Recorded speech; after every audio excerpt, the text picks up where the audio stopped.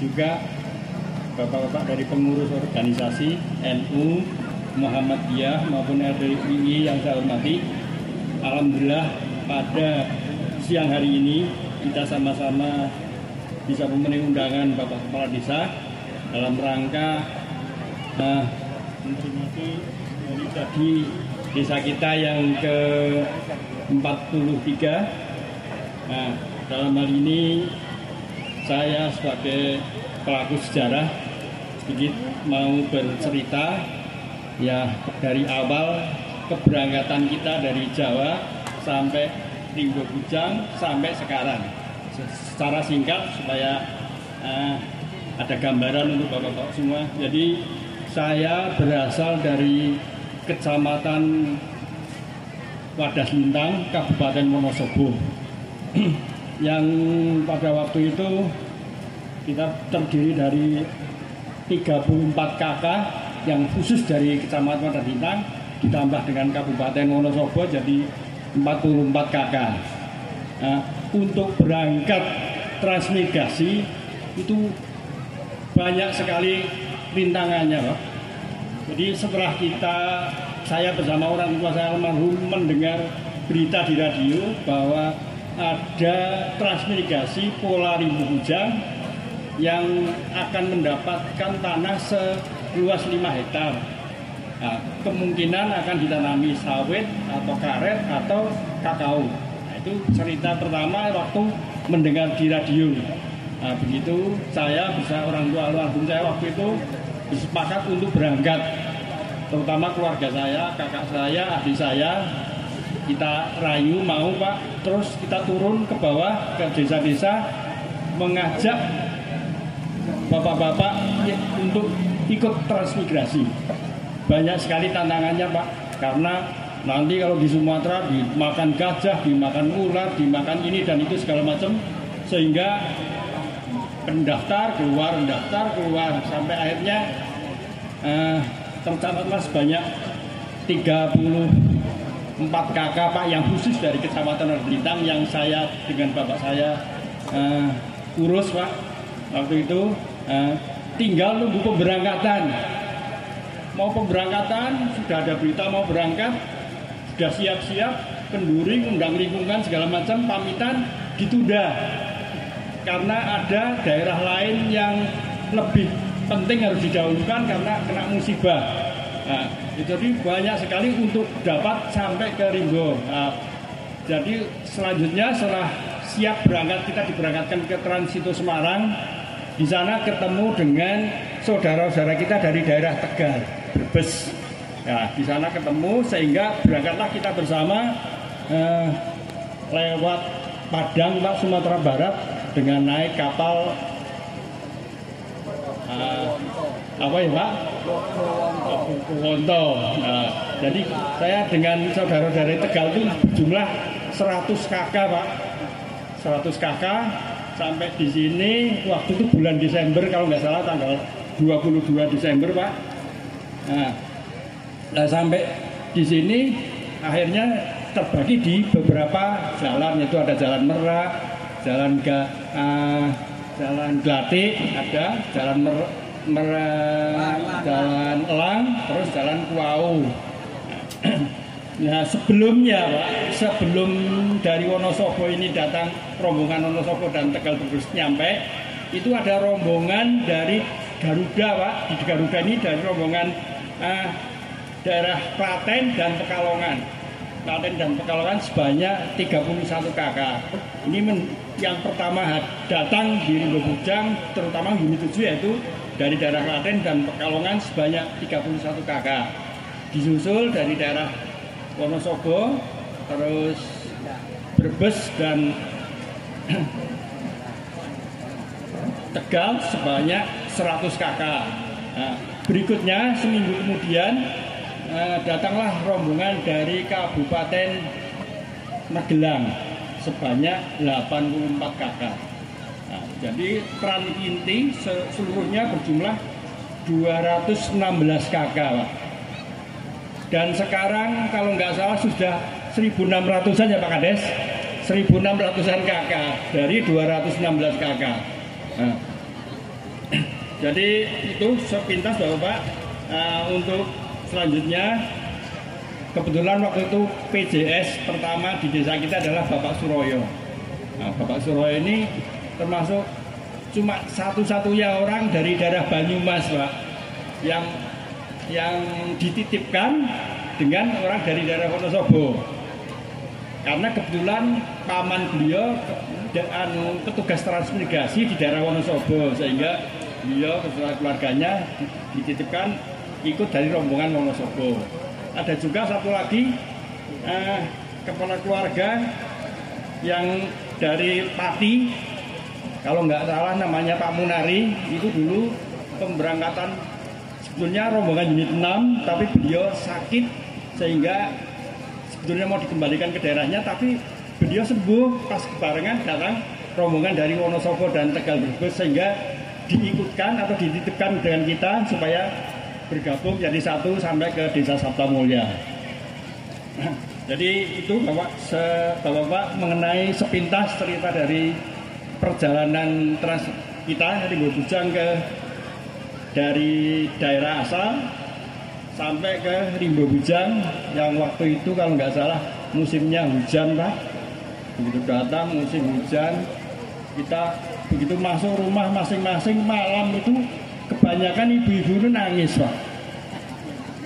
Di sela-sela rumah kita isinya itu jangkrik, bunyi semua, Pak, malam itu.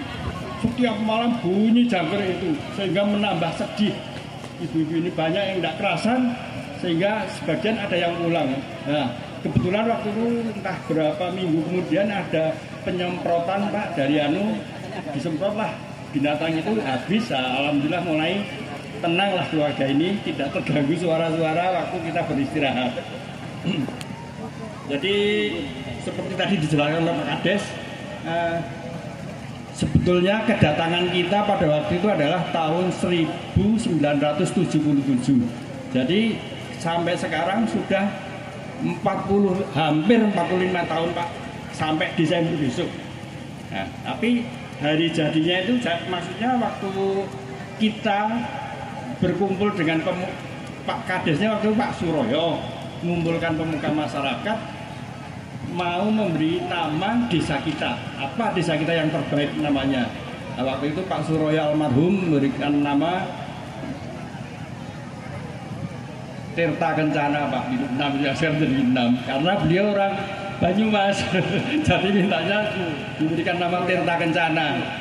Tapi setelah pemuka lainnya berembuk, mungkin di sini cuma tinggal 2 yang masih diberi umur sama Tuhan, yaitu saya dengan Pak Sukardi.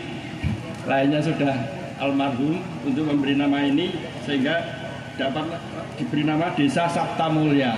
Sapta itu artinya 7, Pak. Kita terdiri dari 7 daerah: Wonosobo, Magelang, Pekalongan, Tegal, Brebes, dan lain sebagainya, sehingga 7 daerah ini menginginkan atau mempunyai cita-cita ingin mencari kemuliaan di Desa Saptamulya. Tapi alhamdulillah saya rasa tidak ada orang di dunia kekurangan pangan. Artinya sudah cukup baik ekonominya sampai sekarang, apalagi dengan sekarang ini yang harga karet, harga sawit agak semakin baik, sehingga kesejahteraannya seperti Pak Kadis Afrikat itu sudah meningkat. Jadi waktu itu untuk pencetusnya dengan nama Saptamulya itu Pak Sabta Yuwono, yaitu kepala sekolah dulu di SD sini almarhum.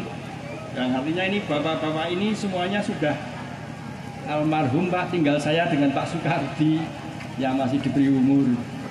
Nah, terus perlu sampaikan sini. Jadi sekarang yang terutama bapak-bapak kepala dusun yang ada di sini ini generasi kedua, Pak. Jadi anak-anak kita generasi kedua yang menjadi kepala dusun, termasuk Pak Kadesnya generasi kedua. Jadi saya mohon untuk para penerus di desa kita, dari perangkat desanya sampai ke pemuda-pemudanya, untuk menjaga kerukunan, kekompakan, dan rasa persaudaraan kita yang selama ini sudah terjalin dengan baik ditingkatkan lagi. Yang kedua kalinya mungkin silaturahim kita yang sudah baik juga perlu dilestarikan sehingga kehidupan bermasyarakat dan bertetangga kita itu akan semakin baik lagi. Ketiganya juga saya berpesan, hormatilah orang tua kalian, orang tua Anda, juga orang tua walaupun bukan orang tua Anda. Gitu. Nah, sekarang kenapa saya menyampaikan gitu, karena sekarang nampaknya sudah kurang perhatiannya dari yang muda ini kepada yang tua. Sebagai contoh gini, Pak. Nah, ibu-ibu ini setiap selapanan ngaji. Di desa kita ada pengajian selapanan, Pak.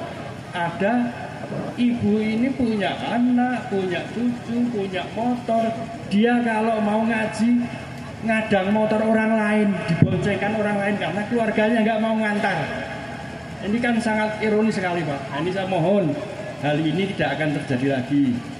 Nah, kedua kalinya mungkin begini, saya yang tua-tua ini, yang tran ini terutama Pak, yang tinggal berapa gelintir Pak, itu yang 216 tadi mohon lah.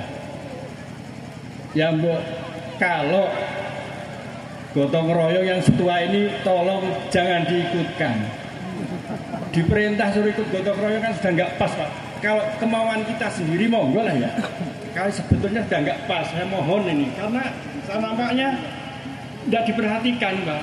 Kalau nggak ada penyampaian begini, bisa mohon kepada Pak Dusun, Pak RT, hal ini yang diperhatikan Pak. Juga bapak-bapak, terutama generasi penerus ini kan dapat warisan dari orang tua atau diberi orang tua, dijaga, syukur ditambah, artinya usaha lagi keluar daerah supaya tanah yang dimiliki itu bertambah, jangan malah dijual untuk beli motor, untuk beli mobil. Nah ini kalau dijual tuh usaha kita sendiri monggo lah, yang tinggalan dari orang tua kalau bisa ditambah malah jangan dikurangi. Juga tidak lupa saya pesan kepada Bapak Kepala Desa ini juga beserta perangkatnya, tolong sekali lagi tolong tanah fasum ini dijaga, betul-betul dijaga, jangan sampai dimiliki oleh perorangan karena anak cucu kita itu nantinya makin bertambah banyak. Pak RT, Pak RW, Pak Dusun tolong jaga di masing-masing lingkungannya, jangan sampai itu tanah fasum yang sudah Pak Kepala Desa ukur beramai-ramai waktu itu dimiliki oleh perorangan, apalagi nanti malah dijual sama orang itu. Di samping juga kepada Kepala Desa, juga kepada Pak Camat, Pak Bupati, tolong bantu Pak Kades kita untuk bisa menyertifikatkan tanah itu sehingga tidak ada orang lain yang utik-utik lagi, supaya yaitu untuk anak cucu kita lah Pak, supaya mungkin sekarang udah ada SMP, sekarang ada SMK, mungkin nanti ada lagi bangunan yang akan kalau tanah kita tidak ada, kita kebingungan sendiri. Saya rasa itu Bapak-bapak, Ibu-ibu yang mungkin saya sampaikan, walaupun mungkin penyampaian saya apa ya, terus terang ngomong di depan Bapak Bupati detik juga ya Pak, mungkin kurang pas penyampaian saya dari awal sampai akhir. Nah, apa yang saya sampaikan, apabila ada hal-hal yang kurang berkenan di hati bapak-bapak, ibu-ibu, wabil khusus untuk Bapak Bupati, saya mohon maaf yang sebesar-besarnya. Wabillahi taufiq wal hidayah. Wassalamualaikum warahmatullahi wabarakatuh.